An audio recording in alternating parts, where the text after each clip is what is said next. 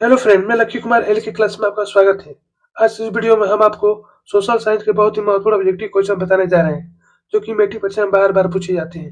तो दोस्तों, एक भी क्वेश्चन को स्किप नहीं करना है, वीडियो को शुरू से अंत तक देखना है। वीडियो को लाइक सब्सक्राइब जरूर करें और बेल आइकन दबाना ना भूलें। तो चलिए स्टार्ट करते हैं आज का पहला क्वेश्चन। क्वेश्चन वन, विद्युत के लौटू का नारा किसने दिया था? ये भी काफी महत्वपूर्ण क्वेश्चन है, मैट्रिक परीक्षा में बार बार पूछा जाता है। यहाँ बताना है आपको, विद्युत के लौटू का नारा किसने दिया था?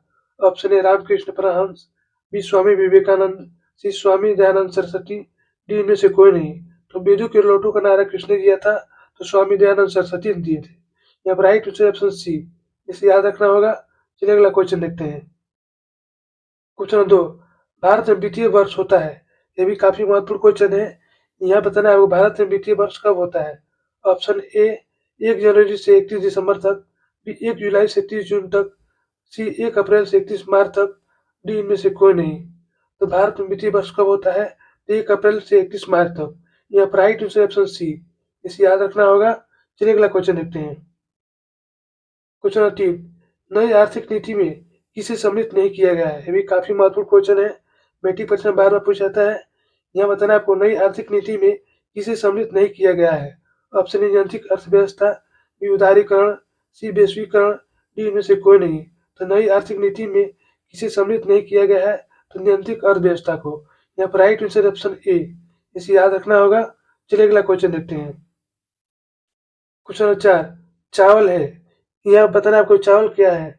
ऑप्शन ए खरीफ फसल, बी रबी फसल, सी जायद फसल, डी इनमें से कोई नहीं। तो चावल क्या है? तो चावल एक खरीफ फसल है। यहाँ पर राइट आंसर ऑप्शन ए, इसे याद रखना होगा। चलिए अगला क्वेश्चन देखते हैं। क्वेश्चन नंबर 5, संजय गांधी जैविक उद्यान किस नगर में स्थित है? ये भी काफी महत्वपूर्ण क्वेश्चन है। यहाँ बताना आपको, संजय गांधी जैविक उद्यान किस नगर में स्थित है? ऑप्शन ए राजगीर, बी बोध गया, सी बिहार शरीफ, डी पटना। तो संजय गांधी जैविक उद्यान किस नगर में स्थित है? तो पटना में। यहाँ पर राइट आंसर ऑप्शन डी, इसे याद रखना होगा। चलिए अगला क्वेश्चन देखते हैं। क्वेश्चन नंबर 6, योजना आयोग को भंग कौन कौन सा आयोग बनाया? ये भी काफी महत्वपूर्ण क्वेश्चन है, मैट्रिक परीक्षा में बार बार पूछा जाता है। यहाँ बताना है आपको, योजना आयोग को भंग कर कौन सा आयोग बना? Option A NITI Aayog, B वित्त आयोग, सी राज्य वित्त आयोग, डी इनमें से कोई नहीं। तो योजना आयोग को भंग कर कौन सा आयोग बना है? तो नीति आयोग बना है। यहाँ पर राइट आंसर ऑप्शन ए, इसे याद रखना होगा। चलिए अगला क्वेश्चन देखते हैं। क्वेश्चन 7, राष्ट्रीय विकास परिषद का गठन कब हुआ था? ये भी काफी महत्वपूर्ण क्वेश्चन है। यहाँ बताना है आपको, राष्ट्रीय विकास परिषद का गठन कब हुआ था? ऑप्शन है 1950 में, बी 1951 में, सी 1952 में, डी इनमें से कोई नहीं। तो राष्ट्रीय विकास परिषद का गठन कब हुआ था? तो 1952 में। यहाँ पर राइट आंसर ऑप्शन सी, इसे याद रखना होगा। चलिए अगला क्वेश्चन देखते हैं। क्वेश्चन 8, सांप्रदायिक राजनीति आधारित होती है? ये भी काफी महत्वपूर्ण क्वेश्चन, मैट्रिक परीक्षा में बार पूछा जाता है। यहाँ बताना आपको, सांप्रदायिक राजनीति आधारित होती है। ऑप्शन है धर्म पर, बी जाति पर, सी क्षेत्र पर, डी इनमें से कोई नहीं। तो सांप्रदायिक राजनीति आधारित होती है धर्म पर। यहाँ पर राइट आंसर ऑप्शन ए, इसे याद रखना होगा। चलिए अगला क्वेश्चन देखते हैं। क्वेश्चन नंबर 9, अंतर्राष्ट्रीय महिला दिवस किस तिथि को मनाया जाता है? ये भी काफी महत्वपूर्ण क्वेश्चन है, मैट्रिक परीक्षा में बार बार पूछा जाता है। यहाँ बताना आपको, अंतर्राष्ट्रीय महिला दिवस किस तिथि को मनाया जाता है? ऑप्शन है 7 मार्च, बी 8 मार्च, सी 9 मार्च, डी 10 मार्च। तो अंतर्राष्ट्रीय महिला दिवस किस तिथि को मनाया जाता है? तो 8 मार्च को मनाया जाता है। यहाँ पर राइट आंसर ऑप्शन बी, इसे याद रखना होगा। चलिए अगला क्वेश्चन देखते हैं। क्वेश्चन नंबर 10, किसने कहा संसाधन होते नहीं बनते हैं? ये भी काफी महत्वपूर्ण क्वेश्चन है। यहाँ बताना आपको, किसने कहा संसाधन होते नहीं बनते हैं? Option A Zimmerman, B Mahatma Gandhi, C Sandeep Pandey, D इनमें से कोई नहीं। तो किसने कहा संसाधन होते नहीं बनते हैं? जिमरमैन ने। यहाँ पर राइट आंसर ऑप्शन ए, इसे याद रखना होगा। चलिए अगला क्वेश्चन देखते हैं। क्वेश्चन 11, सौर ऊर्जा निम्नलिखित में से कौन सा साधन है? ये भी काफी महत्वपूर्ण क्वेश्चन है। यहाँ बताना आपको, सौर ऊर्जा निम्नलिखित में से कौन सा संसाधन है? ऑप्शन है मानवकृत, बी नवीकरणीय, सी अजैव, डी अनवीकरणीय। तो सौर ऊर्जा निम्नलिखित में से कौन सा संसाधन है? तो नवीकरणीय संसाधन है। यहाँ राइट आंसर ऑप्शन बी, इसे याद रखना होगा। चलिए अगला क्वेश्चन देखते हैं। क्वेश्चन 12, वर्तमान में नेपाल की शासन प्रणाली क्या है?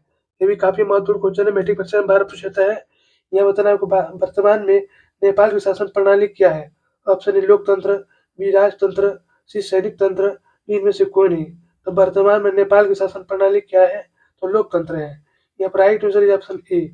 इसे याद रखना होगा। चलिए अगला क्वेश्चन देखते हैं। क्वेश्चन नंबर 13, भारतीय संविधान के अनुच्छेद 19 में देश के सभी नागरिकों को कौन सा मूल अधिकार दिया गया है? ये भी काफी महत्वपूर्ण क्वेश्चन है। यहाँ बताना आपको, भारतीय संविधान के अनुच्छेद 19 में देश के सभी नागरिकों को कौन सा मूल अधिकार दिया गया है? ऑप्शन ए स्वतंत्रता का अधिकार, बी समानता का अधिकार, बी संवैधानिक उपचार का अधिकार, डी इनमें से कोई नहीं। तो भारतीय संविधान के अनुच्छेद 19 में देश के सभी नागरिकों को कौन सा मूल अधिकार दिया गया है? तो समानता का अधिकार। यहाँ पर राइट आंसर है ऑप्शन बी। इसे याद रखना होगा। चलिए अगला क्वेश्चन देखते हैं। क्वेश्चन नंबर 14, सुनामी कहाँ आती है? ये भी काफी महत्वपूर्ण क्वेश्चन है। यह बताना आपको सुनामी कहाँ आती है। ऑप्शन ए स्थल, बी समुद्र, सी आसमान, डी इनमें से कोई नहीं। तो सुनामी कहाँ आती है? तो समुद्र में आती है। यहाँ पर राइट आंसर ऑप्शन बी। इसे याद रखना होगा। चलिए अगला क्वेश्चन देखते हैं। क्वेश्चन नंबर 15, निम्न में से किसको प्राथमिक क्षेत्र कहा जाता है? ये भी काफी महत्वपूर्ण क्वेश्चन है, मेट्रिक परीक्षा में बार-बार पूछा जाता है। यहाँ बताना आपको, निम्न में से किसे प्राथमिक क्षेत्र कहा जाता है? ऑप्शन ए सेवा क्षेत्र, बी कृषि क्षेत्र, सी औद्योगिक क्षेत्र, निम्न में से कोई नहीं। तो निम्न में से किसे प्राथमिक क्षेत्र कहा जाता है? तो कृषि क्षेत्र को। यहाँ पर right answer is option B. इसे याद रखना होगा। चलिए अगला क्वेश्चन देखते हैं। क्वेश्चन 16, यूरेनियम का प्रमुख उत्पादक केंद्र है। ये भी काफी महत्वपूर्ण क्वेश्चन है। यहाँ बताना आपको, यूरेनियम का प्रमुख उत्पादक केंद्र कौन है? ऑप्शन ए डिगोबोई, बी झरिया, सी घाटी शिला, डी जादूगोड़ा। तो यूरेनियम का प्रमुख उत्पादक केंद्र कौन है? तो जादूगोड़ा है। यहाँ पर राइट आंसर ऑप्शन डी। इसे याद रखना होगा। चलिए अगला क्वेश्चन देखते हैं। क्वेश्चन 17, संचार का सबसे लोकप्रिय साधन क्या है? ये भी काफी महत्वपूर्ण क्वेश्चन है। यहाँ बताना आपको, संचार का सबसे लोकप्रिय साधन क्या है? ऑप्शन ए सार्वजनिक telephone, B mobile, C radio, D इनमें से कोई नहीं। तो संचार का सबसे लोकप्रिय साधन क्या है? तो मोबाइल है। यहाँ पर राइट आंसर ऑप्शन बी। इसे याद रखना होगा। चलिए अगला क्वेश्चन देखते हैं। क्वेश्चन 18, गुटेनबर्ग का जन्म हुआ था। ये भी काफी महत्वपूर्ण क्वेश्चन है, मेट्रिक परीक्षा में बार-बार पूछा जाता है। यहाँ बताना आपको, गुटेनबर्ग का जन्म कहाँ हुआ था? ऑप्शन ए अमेरिका में, बी जर्मनी में, सी जापान में, डी इंग्लैंड में। तो गुटेनबर्ग का जन्म कहाँ हुआ था? तो जर्मनी में हुआ था। यहाँ पर राइट आंसर ऑप्शन बी। इसे याद रखना होगा। चलिए अगला क्वेश्चन देखते हैं। क्वेश्चन 19, टीपू सुल्तान कहाँ के शासक थे? ये भी काफी महत्वपूर्ण क्वेश्चन है। यहाँ बताना आपको, टीपू सुल्तान कहाँ के शासक थे? Option A Mysore, B Shimla, C Kashmir, D इनमें से कोई नहीं। तो टीपू सुल्तान कहाँ के शासक थे? तो मैसूर के शासक थे। यहाँ पर राइट आंसर ऑप्शन ए। इसे याद रखना होगा। चलिए अगला क्वेश्चन देखते हैं। क्वेश्चन 20, सूचना का अधिकार अधिनियम कानून कब लागू किया गया? ये भी काफी महत्वपूर्ण क्वेश्चन है, मेट्रिक परीक्षा में बार-बार पूछा जाता है। यहाँ बताना आपको, सूचना का अधिकार अधिनियम कानून कब लागू हुआ? ऑप्शन ए 2004 में, बी 2005 में, सी 2006 में, डी 2007 में। सूचना का अधिकार अधिनियम कब लागू किया गया? 2005 में। यहाँ पर राइट आंसर ऑप्शन बी। इसे याद रखना होगा। चलिए अगला क्वेश्चन देखते हैं। क्वेश्चन 21, जालियांवाला बाग हत्याकांड कब हुआ? ये भी काफी महत्वपूर्ण क्वेश्चन है, मेट्रिक परीक्षा में बार-बार पूछा जाता है। यहाँ बताना है आपको, जालियांवाला बाग हत्याकांड कब हुआ? ऑप्शन ए 13 अप्रैल 1919 को, बी 14 अप्रैल 1919 को, सी 15 अप्रैल 1919 को, सी डी 16 अप्रैल 1919 को। तो जालियांवाला बाग हत्याकांड कब हुआ था? तो 13 अप्रैल 1919 को। यहाँ पर राइट आंसर ऑप्शन ए। इसे याद रखना होगा। चलिए अगला क्वेश्चन देखते हैं। क्वेश्चन नंबर 22, भारत का सबसे बड़ा बंदरगाह कौन है? ये भी काफी महत्वपूर्ण क्वेश्चन है। यहाँ बताना है, भारत का सबसे बड़ा बंदरगाह कौन है? Option A Mumbai, B Chennai, C Kolkata, D Kandla. तो भारत का सबसे बड़ा बंदरगाह कौन है? तो मुंबई है। यहाँ पर राइट आंसर ऑप्शन ए। इसे याद रखना होगा। चलिए अगला क्वेश्चन देखते हैं। क्वेश्चन 23, काली मिट्टी उपयुक्त है। ये भी काफी महत्वपूर्ण क्वेश्चन है। यहाँ बताना आपको, काली मिट्टी उपयुक्त है। ऑप्शन ए कपास के लिए, बी लीची के लिए, सी गेहूं के लिए, डी बाजरा के लिए। तो काली मिट्टी उपयुक्त है कपास के लिए। यहाँ पर राइट आंसर ऑप्शन ए। इसे याद रखना होगा। चलिए अगला क्वेश्चन देखते हैं। क्वेश्चन 24, पीतल बनाया जाता है। यहाँ पर बताना है आपको, पीतल बनाया जाता है। ऑप्शन ए तांबे से, बी जस्ते से, सी तांबा और जस्ता दोनों से, डी तांबा जस्ता और टिन से। पीतल बनाया जाता है तांबा और जस्ता दोनों से। यहाँ पर राइट आंसर ऑप्शन सी। इसे याद रखना होगा। चलिए अगला क्वेश्चन देखते हैं। क्वेश्चन 25, सर्वाधिक वर्षा कहाँ होती है? ये भी काफी महत्वपूर्ण क्वेश्चन है, मेट्रिक परीक्षा में बार-बार पूछा जाता है।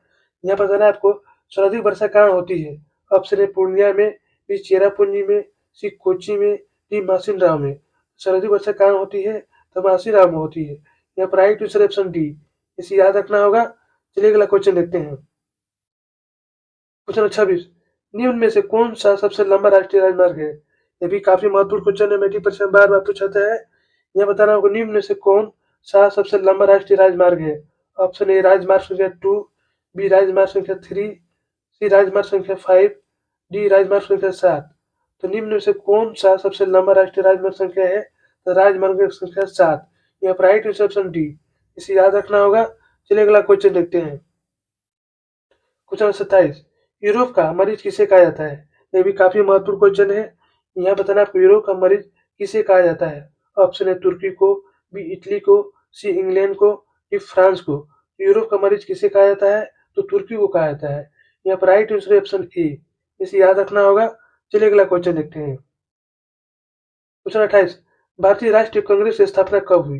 यह भी काफी महत्वपूर्ण क्वेश्चन है। यहाँ पर आपको भारतीय राष्ट्रीय कांग्रेस की स्थापना कब। ऑप्शन ए 1985 में, बी 1895 में, सी 1890 में, डी 1890 में। तो भारतीय राष्ट्रीय कांग्रेस की स्थापना कब हुई, तो 1885 ईस्वी में। यहाँ पर राइट आंसर ऑप्शन ए, इसे याद रखना होगा।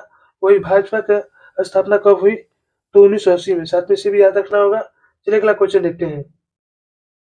क्वेश्चन 29, कागज का स्क्वायर किस देश में हुआ। ये भी काफी महत्वपूर्ण क्वेश्चन है, मैट्रिक परीक्षा में बार बार पूछा जाता है। यहाँ बताना आपको कागज का स्क्वायर किस देश में हुआ। ऑप्शन है चीन, B Germany, C Japan, D Rome. तो कागज का स्क्वायर किस देश में हुआ, तो चीन में हुआ। यहाँ पर राइट आंसर ऑप्शन ए, इसे याद रखना होगा। चलिए अगला क्वेश्चन देखते हैं।